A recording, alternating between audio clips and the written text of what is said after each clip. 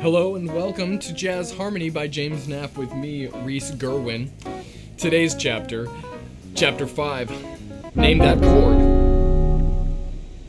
What we're gonna do in this chapter today is play a game where we pick a 4-note chord and we find out how many identities it actually has by applying all possible 12 notes as the root. In order to do this properly and not just willy-nilly our way through making up chords that don't really exist, we are going to use our knowledge of chord symbol rules. Chord symbol rules 1 through 30 plus X that we learned in the last 2 videos that I made. If you haven't watched those 2 videos, I highly recommend you do. So, onto the chords now. We're gonna pick a 4-note chord. So, who wants to pick a 4-note chord? There's no one around to watch your show. You don't know what to do with your life anymore. We should pick a chord. It's D minor 7. D minor 7. D minor 7. Alright, so the first possible root for D minor 7 is obviously going to be D. We have a root, a minor 3rd, a perfect 5th, and the 7th, the minor 7th. So we have indeed a D minor 7 chord. Yeah, obviously. The next root is E flat. So, if the root of this chord is E flat, D is the major 7th, F is the major 9th, A is the sharp 11, and C is the 13th, the major 13th. Well, chord symbol rule 1 states that you can use the major 9th and major 7th chords. Chord symbol rule number 8 states that you can use the sharp 11 to replace the 3rd in major 7th chords. And finally, chord symbol rule number 14 states that you can use the 13th to replace the 5th in major 7th type chords. So we have, in fact, a functioning chord. E flat, major 13, sharp 11. Alright, let's see what the next chord has for us. The next bass note is E. If E is the bass note of this chord, we have a 7th, a flat 9, a sus4 or 11, and a flat 13 or sharp 5. So, the 7th is fine, that's a minor 7th, so we have E and D, and the F is flat 9, so it's looking like a dominant chord so far. Then we have the 4th or the 11th. Well, that could be subbing for the 3rd, so we can call it sus4. And then we have the flat 13 subbing for the 5th. So we indeed have an E flat, 7, sus4, flat 9, flat 13.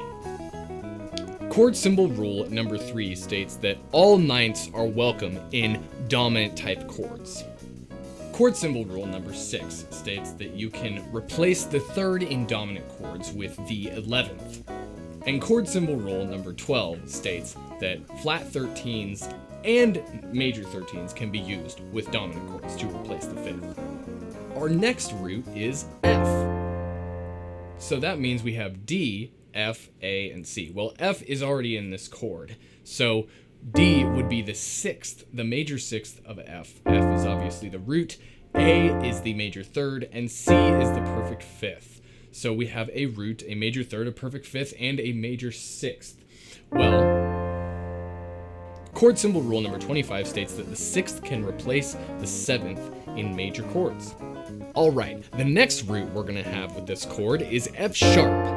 So if F sharp is the root of this chord, then D would be the flat 6, F would be the major 7th, A would be the minor 3rd, and C is going to be the flatted 5th. Well, you have F sharp, A, C, and then F, that would be an F sharp diminished major 7 chord. So we have sort of, it's trying to be a half diminished chord, but it's not quite cutting it because the 7th in a half diminished chord cannot be altered according to chord symbol rule number 27. Our next root is G. If G is the root of this chord, D is our 5th, F is our minor 7th, A is our major 9th, and C is our perfect 11th or 4th. Well, we have a solid 5th in there, we have a minor 7th, and we have a root with the major 9th. So then we have an 11th. So this could be a major or a minor 11th chord, which would either be dominant or minor. Either way, it is a G11 or a G minor 11 with the 11th replacing the 3rd. You could say G minor 9 sus4, so on and so forth, sus chord terminology. If the root of this chord is A flat, then D is the flatted 5th, F is the 6th, A is the flat 9, and C is the major 3rd. So it looks kind of like we have a dominant chord with a flat 9, a 13th, and a flatted 5th, but chord symbol rule number 28 states that the 6th cannot replace the 7th in a dominant chord. So it cannot be the 13th because there is no 7th for it to replace the 5th, and we also have a flatted 5th, so on and so forth, etc. Alright, if the root of this chord is an A natural, then we have D as the 11th, F as the flat 6, A as the root, and C as the minor 3rd. This is most likely just going to sound like a D minor 7 chord over an A, but let's just humor this note for a second as the root. So what we end up with is an A minor flat 6 with an 11. So we have our 3rd, an 11 subbing for the 5th, the flat 6th subbing for the 7th, and our root. Of course, however, the minor 6 chord does not use the 11th, according to chord symbol rule number 26.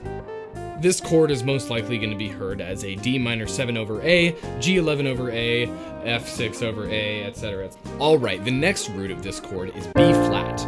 So, D is the major 3rd of B flat, F is the perfect 5th, A is the major 7th, and C is the major 9th. Chord symbol rule number 1, major 9ths can be used with major 7th chords. Our next possible root is B. D is the minor 3rd of B. F is the flatted 5th, and A is the minor 7th. So far, this is looking like a great half diminished chord here. C is the flat 9. Chord symbol rule number 2. Only the major 9th is used in minor type chords. Alright, so if the root of this chord is C, then, well, that note is part of D minor 7 as well. So it's just going to sound like an inversion of D minor 7 like we discovered with D minor 7 over A. But let's still humor this note for a second. If C is the root of this chord, D is the sus2 or the 9. And F is the 4th or the 11th. A is the 6th. And C is the root. So we have the sus2 covering for the 3rd. We can have the F as the 11th covering for the 5th. So this is kind of like a minor chord in a way. And then we have the 6th. Chord symbol rule number 26 states that the minor 6th chord does not use the 11th. And chord symbol rule number 7 states that the major 7th chord does not use the 11th. Well, the next possible bass note for this chord is a C sharp. Well, we have a D, F, A, C, so there's a D and a C and then a C sharp. So we have ourselves a cluster effect.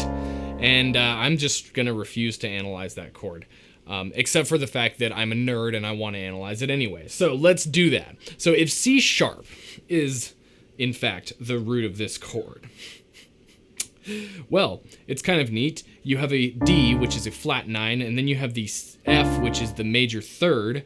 Then you have an A, which is the sharp 5, and then you have a C, which is the major 7. So you have a major 7, flat 9, sharp 5 chord.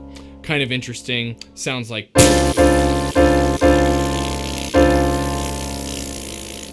Alright, and while we were over here working on this, I got a old piecer over there to make a tune for us out of all these chords, because we're gonna see how these chords can function in a key, because otherwise, really, you know, they're just static sonorities.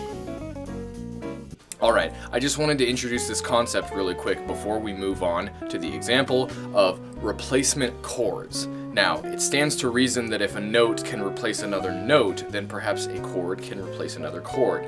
Now, basically this is known as substitution in jazz, right? If you want to study substitution, Dave Liebman's book, A Chromatic Approach to Jazz Harmony and Melody, is a great option. But anyway, replacement chords are a variety of substitution. They are not exactly the same thing, but they are very similar. We'll explore more about replacement chords in the next videos. Thanks again for watching. Alright, here's the example.